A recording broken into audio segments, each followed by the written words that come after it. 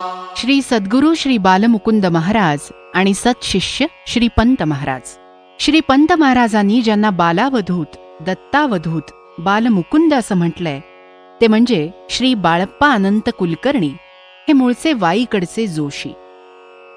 काही कारणास्तव मलप्रभा नदीच्या काठावर वसलेल्या पार्श्ववाड तालुका खानापूर जिल्हा बेळगाव या गावी स्थायिक झाले. वतनी कुलकर्णिकी करू लागले. बाळप्पा देशस्थ ऋग्वेदी स्मार्त विश्वामित्र गोत्रातले होते. नंतर त्यांनी वैष्णव संप्रदायाची दीक्षा घेतली. बाळप्पा प्रपंची स्थिरावलेले, सधन, कुटुंबवत्सल, समाधानी होते. त्यांना 3 अपत्य होती. चांगला जनसंपर्क असलेल्या बाळप्पांचं मन संसारात रमेनासं झालं. साधू संतांचा सहवास जास्त प्रिय वाटू लागला.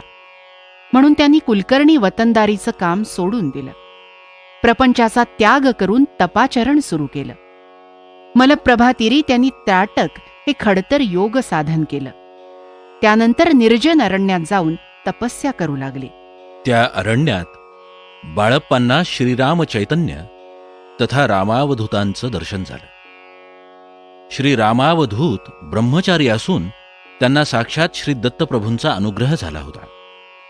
श्री रामावधूतांनी बाळप्पांना अनुग्रह दिला आणि अवधूत संप्रदायाची दीक्षा दिली. सद्गुरू रामावधूतांचा सहवास श्री बाळप्पांना बरेच दिवस लाभला. श्री रामावधूतांनी बाळप्पांना अद्वैत सिद्धांत, निजात्मज्ञान यात पारंगत करून अवधूत मार्ग पुढं चालवण्याची आज्ञा केली. नंतर बाळप्पा बेळगाव जिल्ह्यातील भडाळ अंकलगी जवळील कबरी वनात योग साधना करू लागले. कालांतरानं बेळगावपासून 11 मैलावर, बाळेकुंद्रीपासून 3 मैलावर असलेल्या करडेगुद्दीच्या डोंगरावर राहू लागले. श्री बाळप्पांचं योग सामर्थ्य, त्यांची भक्ती, ज्ञान आणि वैराग्य यावर प्रभावित होऊन बरेच जण त्यांचे शिष्य बनले. त्यापैकी श्रीपंत महाराजांचे मावस बंधूही होते. मावस बंधूंना वाटू लागलं की श्रीपंतांनी सुद्धा बाळप्पांच्याकडून अनुग्रह घ्यावा. अनंत जन्मींचे सुकृत पदरी अवधूत मज भेटला, याप्रमाणे अनंत जन्मींचे सुकृत पदरी असल्याने सद्गुरू बाळप्पा स्वतः श्रीपंतांच्या घरी गेले. हे समजताच श्रीपंत घराच्या बाजूला असलेल्या गुरं बांधण्याच्या जागी ठेवलेल्या गवताच्या गंजीत लपून बसले. तिथे बाळप्पा गेले आणि म्हणाले, माझ्या अनादिपुत्रा, आता किती दिवस तू लपून बसणार? मी कित्येक दिवस तुझी वाट पाहत आहे. उठ. असं म्हणून त्यांनी श्रीपंतांना उठवलं, गवताच्या गंजीतून बाहेर काढलं आणि मोठ्या प्रेमानं पोटाशी घेऊन कुरवाळीत सद्गदित कंठानं म्हणाले, बाळा, तू माझा कुलोद्धारक आहेस, तेव्हा माझ्याकडे येण्यास संकोच, भीती का? अशा अद्भुत रीतीनं बाळप्पा म्हणजेच बाळमुकुंद महाराज आणि श्रीपंत महाराज या अद्वितीय सद्गुरू सत्शिष्यांच्या प्रथम भेटीचा योग जुळून आला. जीवाशिवाच्या भेटीचाच तो अद्भुत रम्य प्रसंग म्हटला पाहिजे. अवधूत संप्रदाय चालवण्यासाठी वारसदार भेटलासे वाटून सद्गुरू बाळमुकुंदांना अत्यानंद झाला. अश्विन वद्य द्वादशी गुरुद्वादशी 1875 या दिवशी सद्गुरू बाळमुकुंद महाराजांनी श्रीपंत महाराजांना वयाच्या 20व्या वर्षी विधियुक्त अनुग्रह दिला.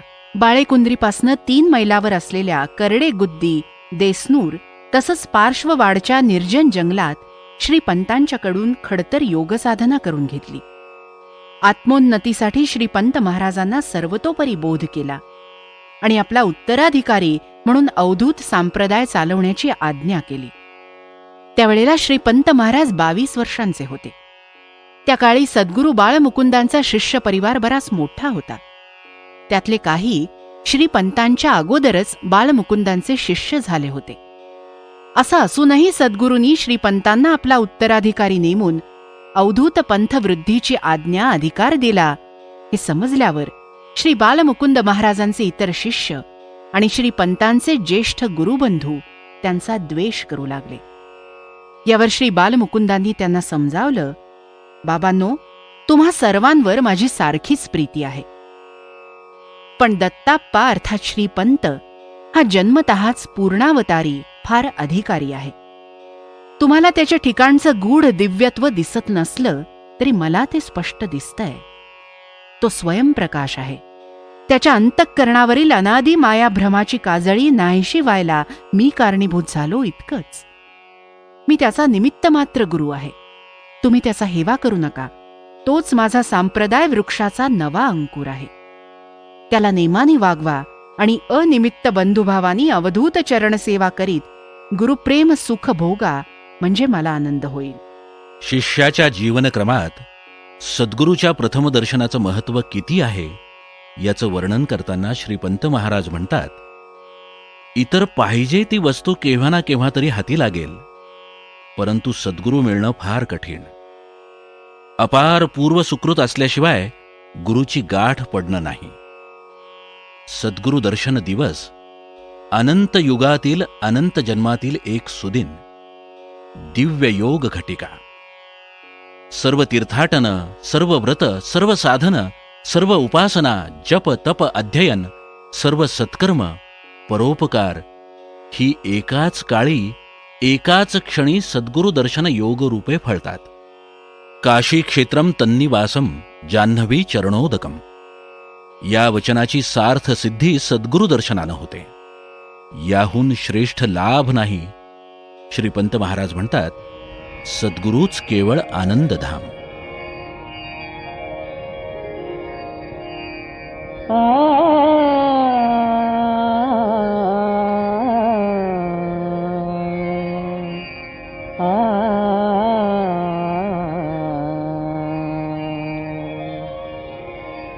गुरुराज केवळ आनंद धाम, गुरुराज केवळ आनंद धाम, गुरुराज केवळ आनंद धाम.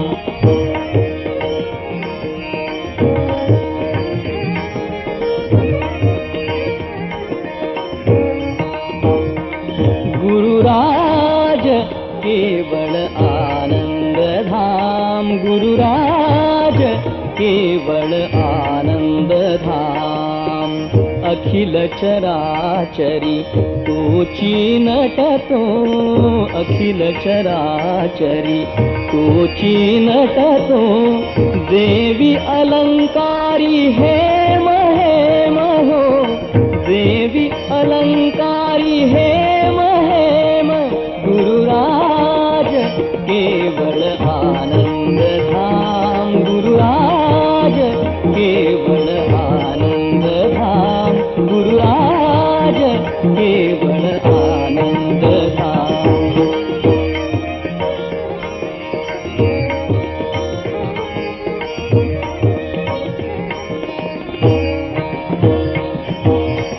भाविक चिन्मंदिर दीपहा, भाविक चिन्मंदिर दीपहा. निरसी अनादि भ्रम भ्रम हो, निरसी अनादि भ्रम भ्रम. गुरुराज केवळ आनंद धाम, गुरुराज केवळ आनंद धाम, गुरुराज केवळ आनंद धाम.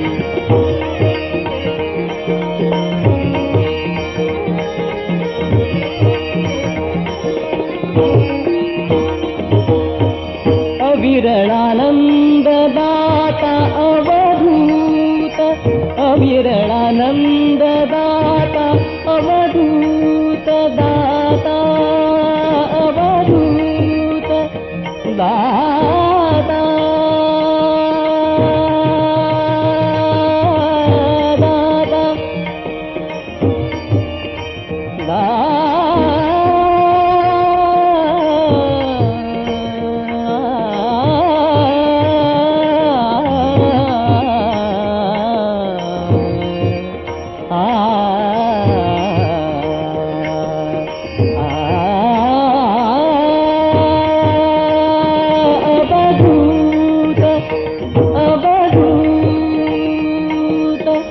अविरळानंद दाता अवधूत, अविरळानंद दाता अवधूत.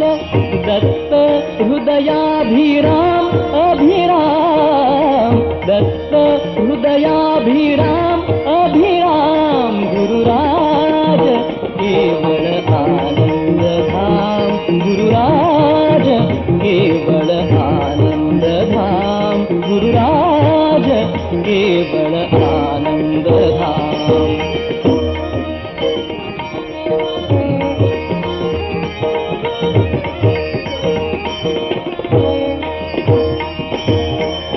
अखिल चराचरी तोची नटतो अखिल चराचरी तोची नटतो देवी अलंकारी हेम हेम हो देवी अलंकारी हेम हेम गुरुराज केवळ आनंद धाम गुरुराज केवळ आनंद धाम गुरुराज केवळ आनंद धाम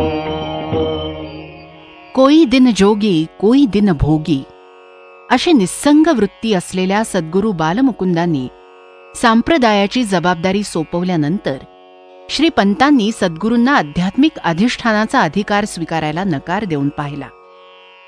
तरी सद्गुरूंचा अधिकार ग्रहणावर ठाम निश्चय पाहून श्रीपंत महाराज म्हणाले, सद्गुरू, तुझी आज्ञा न उल्लंघता मी संप्रदाय चालवावा तर अनुग्रहार्थ अधम, नीच, उत्तम, विषयी, क्रोधी, ज्ञानी असे अनेक जण शरण येतील. त्या काळी तुझसम मीही ज्ञानदाता असा अभिमान अवश्य होईल. तो अभिमान मज न येईल असं ज्ञान मजला सांगून तुझं वचन सत्य कर. त्यावेळी आपल्या अद्भुत सामर्थ्यानं श्रीपंतांना सद्गुरूनं पूर्णपणे आपलंसं केलं आणि अल्पावधीतच राजयोगांतर्गत सांख्य, तारक, अमनस्क योग आणि शिवयोग यांची खूण पटवून देऊन निरनिराळ्या प्रकारचे गूढ अनुभव आणून दिले.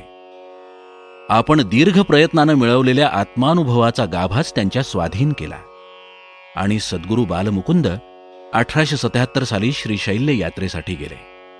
ते परत आलेच नाहीत. त्यामुळे सद्गुरू सहवास श्रीपंतांना अवघे 2 वर्ष मिळाला. सद्गुरूंच्या वियोगाचं दुःख झालंच. त्यांच्या हृदयात गुरुभक्तीचा सोहळा अखंड चालू राहिला. सद्गुरूविषयीची अनन्य भक्ती उत्स्फूर्त भजनानंदाने श्रीपंत महाराजांनी प्रकट केली. भजनानंदात रममाण होण्याचं आणखीन एक कारण म्हणजे श्री बालमुकुंदांनी एकतारी कधी खाली ठेवलीच नाही. सद्गुरू बालमुकुंद महाराज मोजक्या शब्दात अंतिम सिद्धांत सांगून आपल्या सामर्थ्यानं शिष्याला आपला बोध पटवून देत. सद्गुरू कधी पाया पडून घेत नसत. ते म्हणत, एकदा तू माझा झाल्यावर मग काय रे, तू राहिलाच नाहीस, तू मरून गेलास, मग कोणाच्या पाया पडतोस. त्यांनी शास्त्र कधी हाती धरलं नाही. तू स्वतः असल्यानं तुझा अनुभव काय तो सांग की. अमुक एक असे म्हणतो, अमुक एक ग्रंथात असं सांगितलं आहे, ही उसाबर तुला कशाला. ग्रंथात मतभिन्नता असते म्हणून अवधूत मार्ग ते बोलून दाखवत नसत, तर ठळक उदाहरणं देऊन समाधान करत असत. सद्गुरू कृपेचा आणि ज्यात गुरुशिष्य भावही नाहीसा होतो अशा निरपेक्ष आणि समप्रेमाचा लाभ श्रीपंत महाराजांना झाला. सद्गुरू कृपाप्रसादानी सद्गुरूच्या अनन्य भक्तीचं बीज त्यांच्या अंतःकरणी रुजलं. पुढे शिष्य प्रबोधनातही श्रीपंतांनी सर्वांना शुद्ध आणि निर्हेतुक प्रेमाची देणगी सारखीच दिली. शुद्ध बोध सर्वांना एकच केला. सद्गुरू अवधूताला अधिकारी अनधिकारी ही भेददृष्टीच नाही. शरण आलेला प्रत्येक जण अधिकारीच, कृपापात्रच. म्हणून श्रीपंतांकडे अनन्य गतिक होऊन लीनवृत्तीने येणारा सुशिक्षित, अशिक्षित, स्त्री पुरुष, सुष्ट दुष्ट कसाही असला, कोणत्याही जाती धर्माचा असला तरी सर्व समावेशक भाव मनी दृढ करून त्यांनी सर्वांना आपलंसं केलं. प्रेमाकर्षण हेच त्यांचं अमोघ शस्त्र होतं. प्रत्येक मनुष्याला वेदांतशास्त्र अथवा इतर ग्रंथ वाचूनच मोक्षाधिकार यायचा, तर दीन, दुबळे, निरक्षर, भोळे, भाबडे या लोकांना परमार्थ असाध्यच राहिला असता. जन्म घेतला याची कारणे, जड मूढ उद्धाराया असं म्हणत त्यांनी शरण आलेल्या प्रत्येकाला निजबोध देऊन तृप्त केलं. अभेद भक्ती, वैराग्य आणि ज्ञान ही स्वतःच्या आचरणात आणून इतरांनाही तसंच करायला लावणं हे लोकसंग्रहाचं एक लक्षण आहे. त्या दृष्टीनं श्रीपंत महाराजांचा लोकसंग्रह फार मोठा होता. त्यांनी शेकडो लोकांना निरपेक्षपणानं, निःपक्षपातीपणानं आणि शुद्ध प्रेमानं आत्मबोध करून एका गुरुप्रेमरज्जूनं सर्वांना बांधून ठेवलं. आपल्याकडे येणाऱ्या प्रत्येकाला श्रीपंत महाराज गुरुरूपातच पाहत. अंध परंपरा, अंधश्रद्धा, अंधविश्वास याविषयी श्रीपंत महाराजांना विलक्षण तिटकारा होता. यावर टीका करताना ते म्हणत, शंकांचं निरसन न करता विश्वास ठेवणं ही अंधभक्ती होय. अंधभक्तीमुळे मनुष्य अविवेकी बनतो, प्रयत्न सोडतो. भक्ती करून परत चिंता करणं ही खरी भक्ती नव्हे. भक्ती भित्री असू नये. दुःख सोसून केलेली भक्ती सद्गुरूला आवडत नाही. पराभक्ती, निष्काम भक्ती असावी. एकदाच सद्गुरूपदी पडावं. गुरुचरण रजोहम यातच जन्मसार्थकता. याचप्रमाणे संक्रांत, होळी, गुढीपाडवा, श्रावणी, नवरात्र, दसरा, गणेश चतुर्थी, एकादशी याविषयीचे श्रीपंत महाराजांनी 125 वर्षापूर्वी मांडलेले विचार आजही चिंतनीय आहेत. ज्ञानयोगी, राजयोगी श्रीपंत महाराजांनी त्यांच्या सहवासात येणाऱ्या प्रत्येक व्यक्तीला पुस्तकी ज्ञानाचा फोलपणा समजावून सांगितला. पुस्तकी ज्ञानाविषयी ते म्हणतात, घोर भयंकर शब्दारण्य पार कसा पडसी, गुरुविणे व्यर्थ धड पडसी. तर एका ठिकाणी रूपकाद्वारे ते म्हणतात, शास्त्र सागर सद्गुरु मेघ खूण मनी धरा, सागरी तृषा भागवू जाता येई मृत्यू जरा, मेघ सुखे नीर प्राशन करिता आनंद चराचरा. निरपेक्षता हा गुण श्रीपंतांच्या ठाई प्रामुख्याने वसत होता.